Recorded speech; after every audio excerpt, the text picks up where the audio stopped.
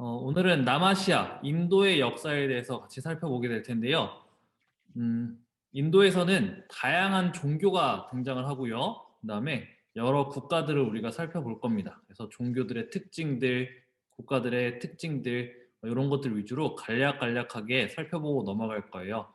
왜냐하면은 우리가 지금 불교가 등장하는 한 기원전 6세기 즈음서부터 해가지고 그다음에 굽타 왕조가 끝나는 6세기 그러니까 기원전 6세기서부터 기원 후 6세기까지 약 1000년에 가까운 시간을 오늘 살펴볼 텐데 그렇다 보니까 이제 중요한 특징들 위주로 간략히 살펴보면서 넘어갈 겁니다. 이렇게 이해하시고 빠르게 넘어가니까 잘 집중해서 따라오세요. 그래서 오늘 이제 불교의 등장, 기원전 6세기경에 등장하는 불교를 간략하게 살펴보고, 그 다음에 마우리아 왕조, 쿠샨 왕조. 마우리아 왕조는 이제 기원전 4세기, 기원전 2세기 정도까지. 그다음에 쿠샨 왕조는 이제 기원 후에 1세기부터 3세기 정도까지. 그다음에 굽타 왕조 4세기 즈음부터 6세기 정도까지 이렇게 있었던 국가들을 살펴보도록 하겠습니다.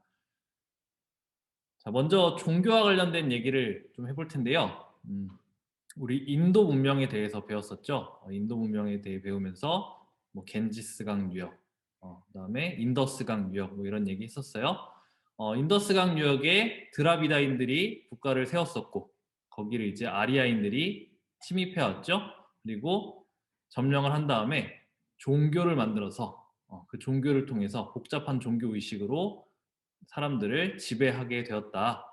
그렇게 생긴 제도를 카스트 제도라 그러고 또 그 종교를 우리가 브라만교라고 부른다라는 이야기를 했었습니다. 그래서 여기서 이제 출발하는 거예요. 이 브라만교는 윤회라는 사상을 가지고 있다 그랬어요. 윤회. 사람이 죽으면은 생전에 했던 일을 가지고 생전에 했던 일이 잘했나 못했나 이걸 업이라고 하는데요. 이 업을 판단해서 업이 좋으면 사람으로, 뭐 사람에서도 좋은 신분으로 이렇게 태어나고 업이 나쁘면 이제 사람이 될 수도 있고 사람이 안 될 수도 있어요. 낮은 신분이 되거나 아니면 아예 사람이 아닌 존재로 태어나거나 이렇게 된다는 게 윤회 사상이었죠. 그런 사상을 가진 종교가 이제 인도 사회에 있었습니다. 뒤에 그림에도 보이다시피 이제 카스트 제도는 브라만, 크샤트리아, 바이샤, 수드라 이렇게 카스트로 이루어져서 이 카스트에 따른 의무를 져야 된다 그랬죠.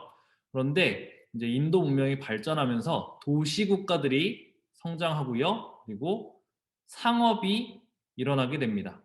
이 도시 국가들이 성장하면서 이제 세력 다툼을 하는 거예요. 전쟁이 벌어지고요. 그다음에 상업 행위가 날이 갈수록 활발해집니다. 그러한 과정에서 이제 무사 계층이었던 크샤트리아들 그리고 평민들 중에 상인들 이제 바이샤 세력들이 이제 성장을 하게 됩니다. 크샤트리아와 바이샤가 성장을 하면서 자기네한테 얽매인 것들이 너무나 많다는 거죠. 브라만 중심의 사회, 브라만들만 뭔가 자유롭고 우리에게는 억눌린 게 너무 많아. 그런 것들을 비판하게 됩니다. 이게 이제 불교 등장 이전의 사회적인 배경이에요. 또 문화적인 배경도 있는데요. 이제 우파니샤드 철학이라 그래서 브라만교 안에서도 새로운 시각이 등장을 하게 됩니다.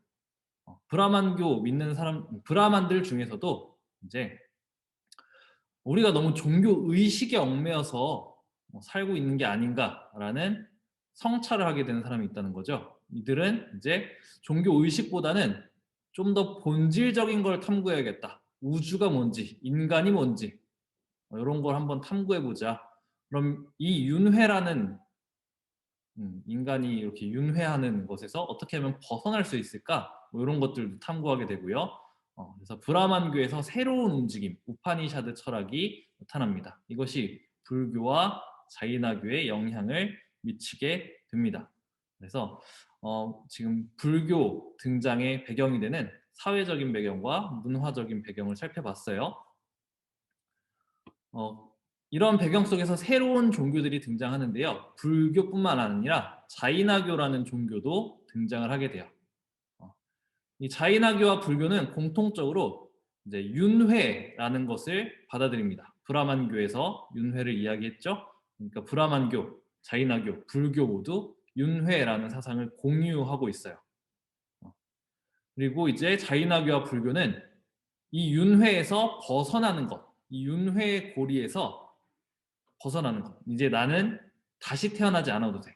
해탈을 한다라고 그러거든요. 이제 열반에 든다, 해탈한다 비슷한 의미인데요. 윤회의 고리에서 벗어나서 초월한 존재가 되는 거예요. 그런 해탈을 목표로 하는 종교들이 등장하게 됩니다. 자이나교는 이 해탈의 방법을 엄격한 계율을 지키는 것, 살생을 하지 않고 스스로를 고통스럽게 고행을 하고 이런 걸 통해서 해탈을 할 수 있다라고 이야기했는데요. 그래서 굶어 죽는 것을 최고의 경지로 여기는 종교였다고 해요. 그리고 불살생을 이야기하다 보니까 국가적으로 채택된 적이 없는 종교예요. 그래서 아직까지도 이어지긴 하는데 소수의 사람들에게만, 왜냐면 굉장히 어려워. 지킬 게 너무 많아. 그런 종교라고 합니다. 어, 불교도 이제 자이나교와 비슷하게 해탈을 추구하는 종교인데요. 자이나교는 너무 힘들어. 해탈을 하기 위한 방법이 너무 힘드니까 이거 일반 사람들이 하기 너무 힘들다. 윤리적인 실천, 착하게 사는 것. 물론 이제 그냥 착하게는 아니고요. 팔정도라 그래서 지켜야 될 것들이 있긴 있는데 자이나교의 그 해탈 기준에 비하면은 굉장히 좀 간단한, 단순한 조건들을 제시합니다. 그래서 이렇게 하면 해탈할 수 있어 라고 이야기를 하고요. 그 해탈한 존재가 부처예요. 부처님 원래 우리가 생각하기로는 뭔가 신격화된 존재고 뭔가 능력이 있어 보이고 뭐 해라 뿅 하면은 빡 나타나고 이럴 것 같은데 부처님은 그런 신 같은 존재가 아니라요. 그냥 해탈한 존재예요. 그 윤회의 고리에서 초월한 사람. 그래서 인간들이 누구나 부처가 될 수 있다라고 했던 게 불교예요. 신이 없는 종교입니다. 원래는. 근데 그런 요소들이 나중에 들어오는데 그건 조금 이따 살펴볼게요. 그리고 거기에 대해서 인간 평등을 강조하게 됩니다. 이건 자이나교도 비슷한데요. 지나친 권위주의와 신분차별, 그러니까 카스트 제도의 그 엄격함, 이것을 이제 비판하면서 등장한 종교들이다 보니까 신분차별에 반대하는 모습을 보이게 됩니다. 이러한 특징 때문에 신분차별에 반대하고 인간평등을 주장하는 이런 특징이 이제 불교도 가지고 있죠. 자이나교도 있고 위진남북조에서 불교를 받아들였잖아요. 화이를 차별하지 않으니까. 인간 평등을 강조하고 권위주의와 신분차별에 반대하니까. 그러니까 배웠던 내용과 연결해서 생각을 해볼 수가 있겠습니다. 이제 불교를 이제 중요한 종교로서 삼았던 국가들이 등장을 하는데요.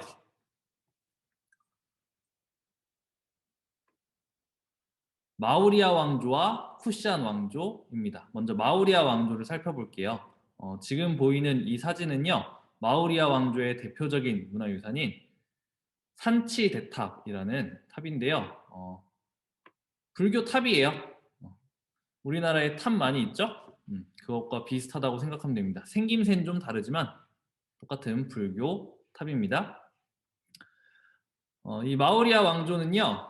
이제 인도 북부를 최초로 통일을 하게 되는데 그것에 영향을 미치는 사건이 있어요. 그게 뭐냐? 알렉산드로스. 우리 나중에 유럽 배울 때 살펴볼 텐데 알렉산드로스의 인더스강 유역 침입입니다. 알렉산드로스가 넓은 제국을 만들죠. 뒤에 보이는 지도가 알렉산드로스 제국인데요. 이 알렉산드로스가 인더스강 유역을 일시적으로 통일해요. 인도는 그 전까지 도시국가들로 분열되어 있던 상태였는데 알렉산드로스가 침입을 하면서 일시적으로 통일하게 되니까 통일을 경험하게 됩니다. 통일됐더니 좋은 점들이 있네. 이것들이 인도 민족에 자극을 주는 거죠. 그래서 이 이후에 알렉산드로스 제국은 금방 망하니까요. 그 이후에 통일 제국이 나타나게 됩니다. 그래서 북인도를 통일한 게 마우리아 왕조인데요. 최초로 북인도를 통일했고요. 그 위협을 달성한 사람이 아소카 왕입니다. 아소카 왕은 남부 일부를 제외한 인도 대륙의 대부분을 통일했고요. 처음부터 불교를 믿는 사람은 아니었는데 막 전쟁을 하면서 사람들을 많이 죽이다 보니까 뭔가 찜찜하기도 하고 이게 맞는 건가?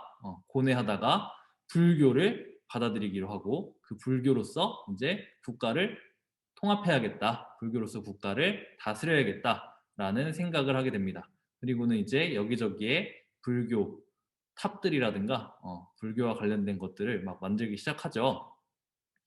그래서 나는 불교의 법, 불법이라고 하는데요. 나쁜 불법이 아니라 불교의 법이라는 의미예요. 불법으로서 다스릴 거다라는 이야기를 하고요.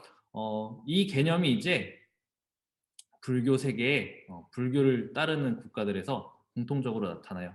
어려운 말로 전륜성왕의 개념이라고 해요. 불교의 법으로 다스리는 왕이다라는 의미예요. 이 시기에 불교는요, 개인의 해탈을 강조하는 상좌부 불교입니다. 상좌부 불교를 깎아내리는 표현으로 소승불교라고 하기도 하는데 오늘날에는 상좌부 불교라는 표현을 써요. 이거는 개인의 해탈을 강조해요. 그 해탈을 하기 위해서는 스스로 노력을 해야 된다는 거예요. 누군가 대신해주거나 도와주는 존재가 없어요. 그러니까 초창기에 석가모니가 이야기했던 설파했던 불교와 비슷한 모습의 불교입니다. 이런 불교가 처음에는 발전을 해요. 근데 나중에 이제 불교가 다른 종교들의 영향을 받으면서 모습이 조금 바뀌게 되는데 그건 조금 이따 살펴보도록 할 겁니다. 아소카 왕이 죽은 이후에 마우리아 왕조가 금방 몰락해버려요. 첫 번째 질문이죠. 그 이유는 무엇일지 한번 우리가 생각해 보았으면 좋겠습니다. 역사학자들도 다양한 견해를 제시하고 있어요. 자, 그 다음은 쿠샨 왕조인데요. 쿠샨 왕조는 중앙아시아에 있었던 유목민족 쿠샨족이 이제 인도 쪽으로 내려와서 세웠던 국가입니다. 근데 보니까 중국과 인도와 이란을 연결하는 무역로를 독점해서 중개무역으로 번영했다라고 되어 있죠. 이 쿠샨 왕조가 있던 위치 왼쪽에 보면은 이제 우리가 저번에 배웠던 파르티아, 사사왕조 페르시아가 자리하고 있었던 서아시아 지역이에요. 서아시아 지역에서 중국까지 이게 지도를 보면 알겠지만 바로 연결이 되기 힘들죠. 중간에 인도 지역을 거쳐야 돼요. 그러니까 여기서도 중간 상인 역할을 하는 거예요. 그래서 중개무역으로 번영을 하게 됐고요. 이 쿠샨 왕조의 대표적인 왕이 카니슈카 왕입니다. 그래서 북인도와 중앙아시아에 이르는 영토를 차지하고 불교를 보호하게 되는데요. 그래서 불교를 이제 통합하기 위해서 불교 종파들을 통합하기 위해서 막 종교 회의도 열고 불교 회의도 열고 했던 왕이 카니슈카 왕입니다. 이 시기가 되면요 불교의 다른 종교들이 영향을 미쳐요. 특별히 우리 저번에 배웠던 조로아스터교, 선신과 악신, 이원론 이런 얘기 했었죠. 그런 개념이 도입되면서 이제 천국과 지옥 같은 극락과 나락 같은 개념이 생기고요. 그 다음에 잠깐 언급했던 것 같은데 파르티아의 미트라교 같은 것들이 영향을 미치면서 미륵이라는 존재, 미륵은 이제 크리스트교의 메시아 같은 존재라 그랬죠. 그러니까 뭔가 신적인 존재들이 이제 등장을 합니다. 이 신적인 존재들이 인간을 초월한 존재들이 이제 사람들이 해탈할 수 있도록 도와줄 수 있다라는 개념이 생기고요. 이들이 점차 신격화됩니다. 그래서 이러한 과정에서 대중의 구제를 꾀하는 대승불교가 발전하게 돼요. 그러니까 스님들이 누군가를 대신해서 기도해 줄 수도 있고 이런 모습들이 오늘날 우리가 조금 익숙한 불교의 모습이죠. 이런 모습들이 등장을 하게 됩니다. 그리고 이렇게 신격화되는 모습들이 생기다 보니까 이제 신상을 세워요.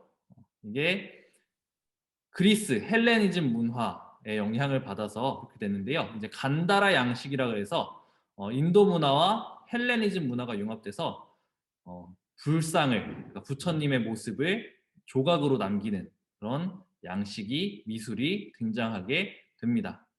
이제 뒤에 사진에 보면 나오지만 부처님이 굉장히 서구적으로 생겼어요. 눈이 움푹 파이고 코가 오똑하고, 그렇죠? 그리고 굉장히 세세하게 묘사를 했죠. 머리카락이며 옷이며 그런 모습들을 우리가 볼 수가 있습니다. 쿠션 왕조 시기에 발전한 대승불교와 간다라 양식이 중앙아시아, 중국을 거쳐서 한국과 일본까지 전파가 되는데요.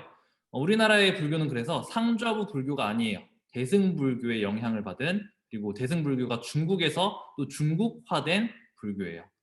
그리고 간다라 양식의 영향을 받았다라는 건요, 이제 불상을 만들었다라는 것으로 여러분들이 이해를 하면 좋을 것 같아요. 왜냐면 조금 이따 살펴볼 굽타 양식 볼 텐데 그게 우리나라의 불상과 조금 더 닮았어요. 그러니까 간다라 양식에서 불상을 만들기 시작했고, 그런 문화가 우리나라까지 넘어왔다, 이렇게 이해하는 편이 좀 좋을 것 같습니다. 자, 그 다음은 이제 페이지 넘어가서요, 굽타 왕조 그리고 인도 고전 문화에 대해서 살펴보게 될 텐데요. 이 굽타 왕조 시기는요, 사실 굉장히 짧은 시기예요. 통일된 기간이 굉장히 짧아요. 그런데 인도 사람들한테 굉장히 중요한 시기로서 이해되는 때입니다. 그 이유는 이제 인도적인 문화가 이 시기에 발전을 했기 때문인데요. 그 내용을 우리가 살펴보도록 하죠. 굽타 왕조는 이제 찬드라구타 2세 때 북인도를 통일하고 중앙 집권 체제를 강화합니다. 그런데 이 통일이 길지 못했다 그랬죠. 주변에 여러 민족들이 침입하면서 통일을 오랫동안 유지하지는 못했어요. 그리고 중앙 집권 체제를 강화했다라고 했는데, 우리가 살펴봤던 중국이나 서아시아 같은 중앙 집권 체제를 생각하면 안 돼요, 사실.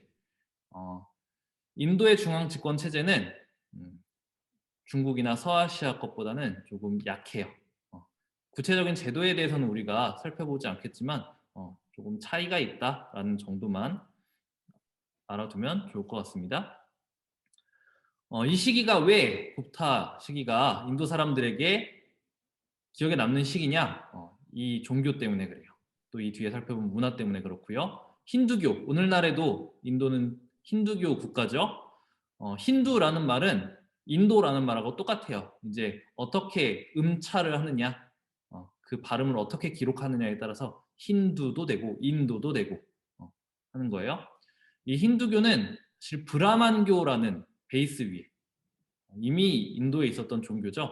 이 브라만교가 민간 신앙과 불교를 흡수하면서 이제 힌두교의 형태를 갖춘 것입니다. 그래서 원래 있던 브라만교를 바탕으로 했기 때문에 특별한 창시자나 체계적인 교리가 없어요. 그렇지만 주변에 있는 신앙과 종교를 흡수할 수 있는 여러 가지 요소들을 갖추는데요. 세 명의 대표적인 신, 브라흐마, 비슈누, 시바 이렇게 있는데 이들이 이제 아바타, 다른 존재로 나타날 수 있어요. 그 존재들 중에 뭐 부처님도 있고요. 다른 종교의 신들 혹은 왕들 뭐 이런 식으로 해서 다른 종교들을 포섭할 수 있게 됩니다. 그래서 인도의 신이 굉장히 많죠. 수만 가지 신이 있다고 해요. 그래서 이 다른 종교들을 포섭하면서 힌두교라는 하나의 다른 종교들보다는 조금 느슨한 종교의 체계를 갖추게 됩니다. 근데 이제 이것이 브라만교에서 출발을 했다 보니까 카스트제가 기본적으로 깔려 있어요. 그래서 인도 사회의 카스트에 따른 의무 수행이 더욱 중시되고요, 정착을 하게 됩니다. 기독교의 성경이나 이슬람교의 쿠란 같은 그 정도의 권위를 가진 경전은 아니지만 이제 만우법전이라 그래서 힌두교의 각종 의례와 관습들을 기록해 놓은 이제 책이 있기도 하고요. 뭐 번외의 얘기지만 이 시기에는 힌두교가 다른 종교들을 막 포섭하잖아요. 그런 상황이었기 때문에 카스트에도 좀 개방적이에요. 다른 민족들이 이제 힌두교로 넘어올 때 그 사람의 재산, 지위 이런 것들을 따져서 카스트를 부여해줘요. 근데 오늘날에는요, 힌두교가 다른 나라에 전파되기 힘든 종교가 돼버렸어요. 시간이 흐르면서 힌두교도가 아니었던 사람이 힌두교를 믿을 때는 제일 낮은 카스트로 들어가요. 그러니까 우리가 지금 힌두교를 믿겠다 그러면은 제일 낮은 카스트, 그 수드라 중에서도 제일 낮은 뭐 불가촉 천민이라고 그러죠. 그런 게 되는 수밖에 없다고 해요. 그래서 힌두교는 인도인들의 종교가 오늘날에는 되어버리게 됩니다. 그리고 인도의 문화가 이 시기에 굉장히 발달을 해요. 이 사진을 보면요, 우리 지난번에 살펴봤던 윙강석굴, 룽먼석굴과 같은 석굴인데요. 이게 인도에서 먼저 출발합니다. 이제 아잔타 석굴이라는 인도의 문화유산인데요. 이거 또 끊기나 보다. 자, 잠시만요. 네, 나왔다. 이 아잔타 석굴에는 여러 불상들도 있고 벽화들도 있어서 인도 미술의 모습을 잘 보여주고 있다고 합니다. 이런 양식이 이제 중앙아시아를 거쳐서 중국에 영향을 미친 거예요. 이 시기의 문화는요, 이제 인도 고유의 색채를 강조하는, 그러니까 오늘날 인도 문화다라고 하면 떠오르는 그런 특징들이 완성된 시기입니다. 이렇게 될 수 있었던 이유는 이민족과 부딪히면서 민족 의식이 성장했기 때문인데요. 이 시기에 인도 이 시기에 굽타 왕조가 길게 통일을 유지하지 못했다 그랬죠. 계속해서 이민족들이 쳐들어왔기 때문이에요. 외부에 적이 있으면 내부에서는 똘똘 뭉치게 되어 있잖아. 그래서 민족 의식이 성장하고 인도 고유의 색채를 강조하는 문화가 발전하게 됩니다. 그래서 힌두교 같은 인도만의 종교가 발전하기도 하고요. 인도에서 출발한 종교죠. 불교. 불교도 연구가 점점 더 심화되어서 발전을 하게 돼요. 물론 이제 힌두교가 계속해서 성장하면서 불교는 인도에서 소수 종교가 되고 인도 주변에 있는 국가들, 뭐 미얀마, 태국, 스리랑카 이런 나라들에서 조금 더 유행을 하거나 아니면 대승불교가 중국으로 넘어가서 중국과 동아시아에서 유행하는 모습을 보이기도 합니다. 그리고 이제 카스트 제도의 제일 높은 계층이었던 브라만들이 사용하던 언어, 산스크리트어라고 부르는데 이 산스크리트어로 된 문학이 발달을 하기도 합니다. 그리고 이 인도 사람들은 이제 과학에 굉장히 밝았던 사람들인데요. 수학, 천문학, 의학 등이 이 시기에 굉장히 발달을 했다 그래요. 그래서 인도 사람들이 영의 개념을 알았다. 그리고 십진법을 사용했다라고 하고요. 그것이 이슬람 세계에 전해지면서 자연과학 발달에 영향을 미쳤다. 오늘날 우리가 쓰는 아라비아 숫자 0부터 9까지 이게 이제 인도의 수학적인 성과를 바탕으로 그것에 영향을 받아서 만들어졌다라고 이야기를 하고요. 이제 이 당시에 다른 지역들은 지구는 가만히 있고 하늘이 도는 천동설 주로 이야기하는데 이제 인도 사람들은 태양 중심, 태양 중심설, 그래서 지동설, 지구가 움직인다라고 하는 이야기를 했다고도 해요. 그래서 천문학적으로도 굉장히 발전한 모습을 보여주고 있다고 합니다.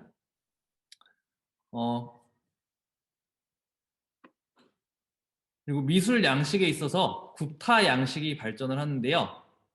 간다라 양식의 이제 인도 고유의 특징들, 이 시기에 인도 고유의 특징들이 강화되었으니까 간다라 양식이 인도식으로 더 발전을 하게 된 거예요. 그래서 만들어진 게 굽타 양식인데요. 오른쪽에 보이는 불상, 조금 둥글둥글하고 뭔가 이미지가 간다라 양식의 불상과는 다르죠. 이런 것들이 등장을 해서 한국까지 전파가 됩니다. 우리나라 불상과 좀 많이 닮지 않았나요? 그래서 두 번째 질문인데요. 이렇게 사진을 좀 더 밝게 보여줄게요. 간다라 양식과 굽타 양식, 여러분들이 이렇게 사진을 보면서 어떤 차이점이 보이는지, 외관상에서 어떤 차이가 있는지 한번 생각해 보면 좋을 것 같아요. 네, 그래서 오늘은 인도의 여러 종교들, 그다음에 여러 국가들에 대해서 특징들을 간략간략하게 살펴보았습니다.